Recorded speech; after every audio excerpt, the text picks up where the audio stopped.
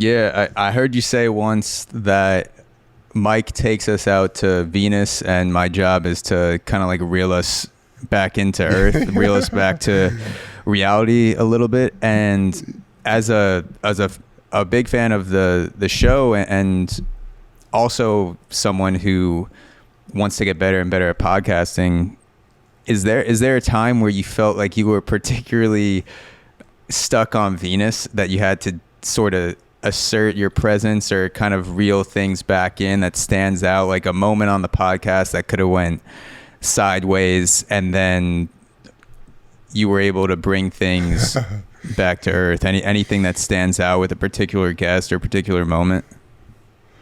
Well, one of the most significant moments in that realm, and it was pretty dark. I mean, it was one of the things I had to do with that show is release all expectations of anything. You know, we'd have a guest come in. I came up with all the questions and the narrative of like, what are we trying to get at here? That was the undercurrent of allowing Mike and this person to do their thing and allowing Mike to riff wherever it made sense. And it was fun when Mike had a relationship with the person, a previous relationship with the person. Sometimes we'd come in, Mike would have no idea who we were talking to.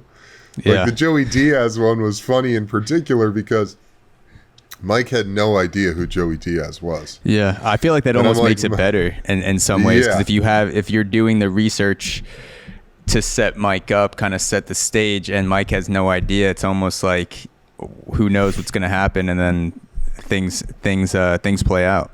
But yeah, exactly. So I'd have in my head, you know, and it wasn't a ton. I mean, depending on who the person was and how interested I was in them. And I'll be honest, I mean, sometimes we had guests and I could have cared less about anything they really had to contribute, but that would just make kind of the pre-production a little more involved, of trying to just make sure I hit certain topics or whatever it was. And that was really the essence of the bringing it back from Venus. It would go way, way the fuck out, way out, way out. Mike would take us so far out into something. And then it would just be like, because one of the things that I thought was always so good is Mike would say something totally outlandish, and then I would bring it down to earth and say, Mike, how do you feel about that? I mean, you just said this, X, Y, and Z. What does that make you feel like inside? You know, and I bring it down into the heart. Yeah. And then this person would be like, whoa, and that would give Mike an opportunity to kind of expand on the psychedelic intergalactic trip that he was on. But one time in particular, which I feel like was maybe the most important moment of the entire thing, was we had Cris Cyborg in there, the legendary female MMA fighter. And Mike had come off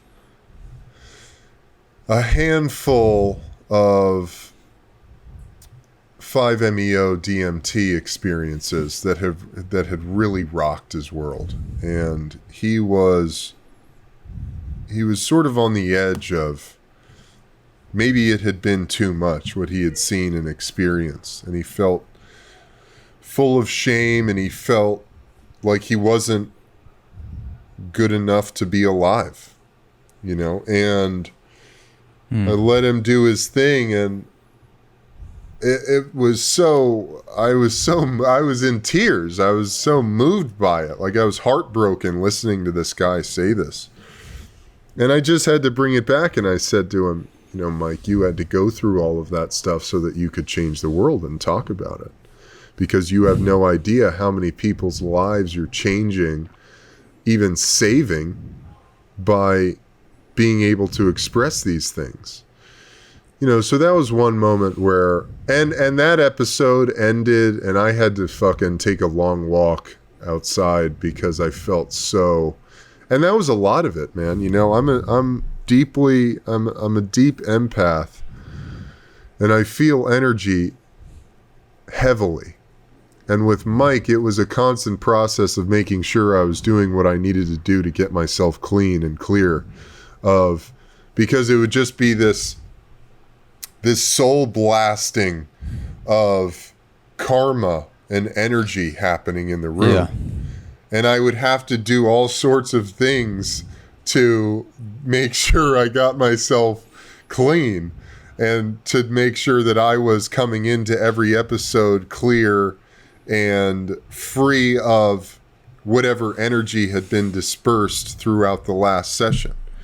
You know, so that's really what that experience was like. And